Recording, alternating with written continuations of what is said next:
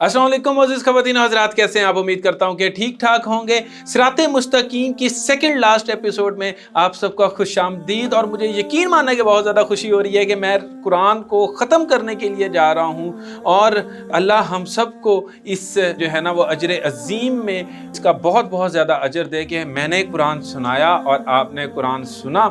शुरू करते हैं जनाब हमारी 29वीं एपिसोड को। 29वें पारे का आगाज़ भी सूरतुल मुल्क से होता है। सूरतुल मुल्क में अल्लाह ताला ने अपनी ज़ात के बारे में इरशाद फरमाया कि बाबरकत है वो ज़ात जिसके हाथ में हुकूमत है, वो हर चीज़ पर कादर है। अल्लाह तबारक व तआला फरमाते हैं कि उन्होंने ज़िंदगी और मौत को इसलिए बनाया ताकि वो जान ले कि कौन अच्छे अमल करता है और कौन नहीं। अल्लाह ताला ने अपनी कुदरत तख्लीक का जिक्र करते हुए इरशाद फरमाया कि उसने 7 आसमान बनाए और उसने इस अंदाज में उनको बनाया कि उसकी तख्लीक में किसी भी किस्म की कोई कमज़ोरी नज़र नहीं आती।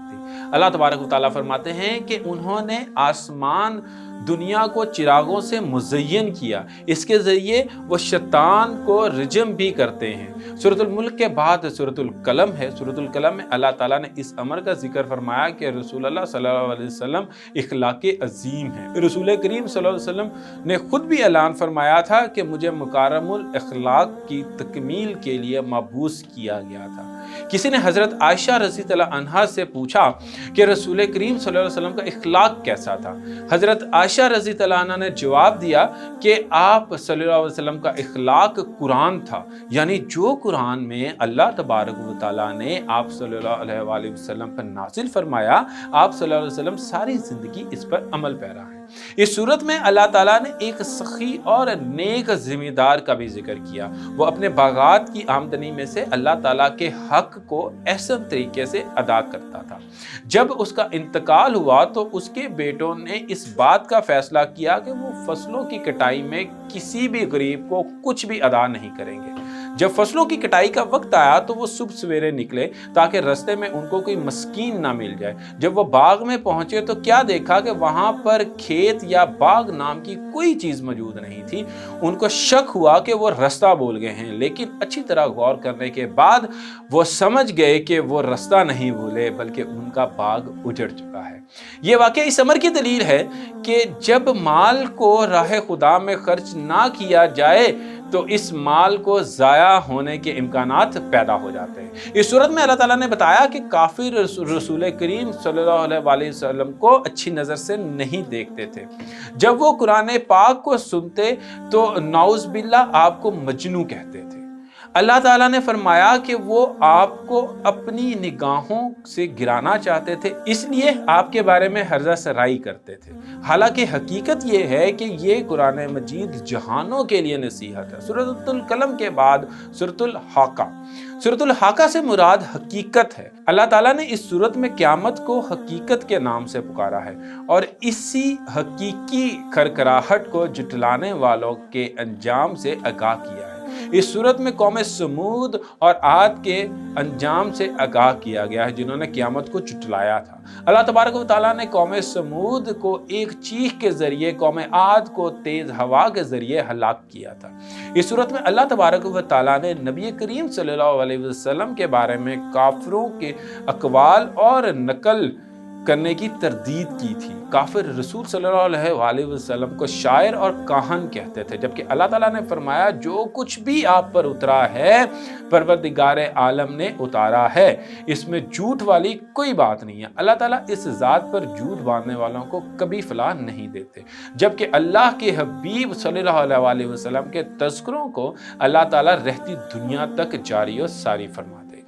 सूरतुल हाकिया के बाद सूरतुल मिराज है। इस सूरत में अल्लाह ताला ने क़यामत के दिन का जिक्र किया है। इसकी तवालत 50,000 बरस के बराबर होगी और वो दिन ऐसा होगा कि मुजरम को ख्वाहिश होगी कि वो अपना आप छुड़वाने के लिए अपने बेटे को पेश कर दे या अपनी बीवी और अपने भाई को पेश कर दे या ज़मीन में जो कुछ है इसको बतौर फिदिया दे दे।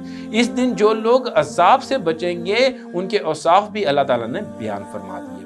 یہ وہ لوگ ہوں گے کہ جو کہ اپنی پاک دامنی کا تحفظ کرنے والے ہوں گے، یہ لوگ امانتوں اور وعدوں کی پاسداری کرنے والے ہوں گے، یہ لوگ حق کی گواہی پر قائم رہنے والے ہوں گے، یہ نماز کی حفاظت کرنے والے ہوں گے، یہ لوگ جنتوں کے حقدار ٹھہرائیں گے۔ سورہ معراج کے بعد سورۃ النوح ہے۔ سورۃ النوح میں اللہ تعالیٰ نے جناب نوح کی دین کے لیے محنت کا ذکر کیا ہے۔ جناب نوح 9.5 برس تک اپنی قوم کے لوگوں کو توحید کی دعوت دیتے رہے۔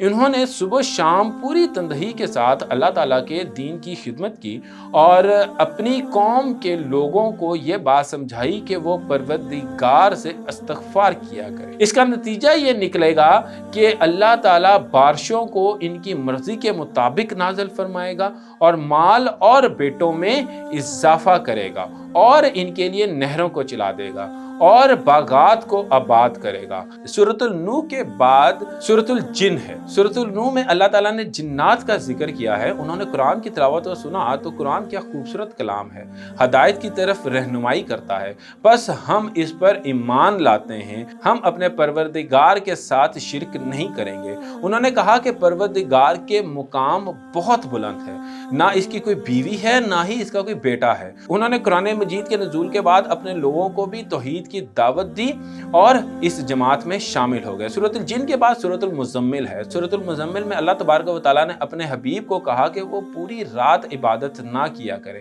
بلکہ نصف رات یا اس سے کچھ زیادہ یا کم عبادت کیا کرے، اس لیے انہوں نے دن کو بھی بہت سارے کام انجام دینے ہوتے ہیں۔ اللہ تعالیٰ کا نام وقفے وقفے سے لیتے رہا کرے۔ رسول کریم صلی اللہ علیہ وآلہ وسلم اللہ کی محبت کے سبب عبادت میں بہت زیادہ محو ہو گئے تھے۔ اللہ نے پیار سے اپنے حبیب کو بتایا کہ آپ اپنی جان، اہل و عیال اور سماج کا بھی حق ہے۔ اس صورت میں اللہ نے یہ بھی بتایا قرآن جس حد تک ممکن ہو ضرور پڑھنا چاہیے۔ سورۃ المزمل کے بعد سورۃ المدثر ہے۔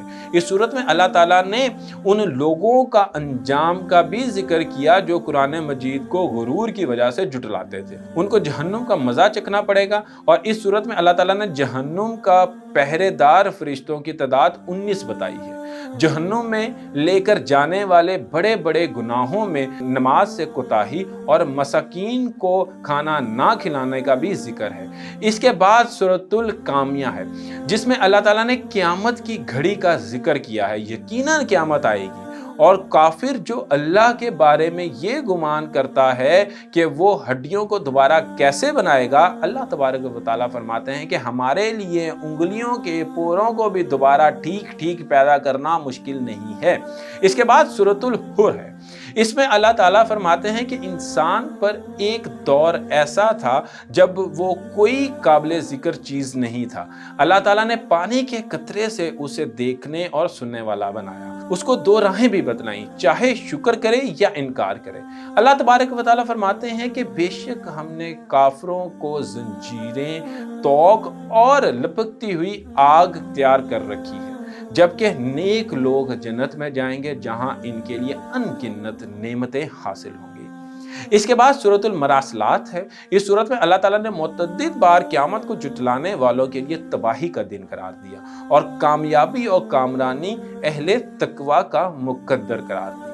اللہ تعالیٰ سے دعا ہے کہ اللہ ہمیں قرآن مجید کو مذکورہ مضامین اور حقائق اور نصیحت حاصل کرنے کے لیے کی توفیق دے۔ اللہ سے دعا ہے کہ اللہ ہمیں قرآن مجید پر عمل کرنے اور اسے سمجھنے کی توفیق عطا فرمائے۔ بہت شکریہ آپ کا۔ اللہ حافظ۔